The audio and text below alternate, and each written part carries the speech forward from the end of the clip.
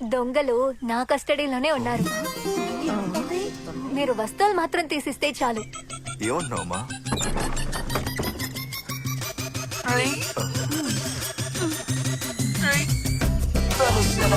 ఇచ్చినప్పుడే మనం ఆలోచించుందా చంద్ర.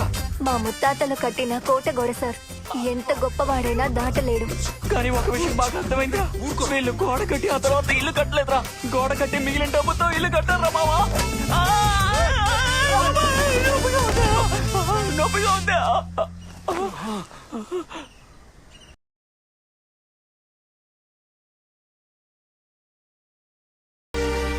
పట్టుకోండి సార్, తప్పించుకుని పారిపోబోతున్నారు.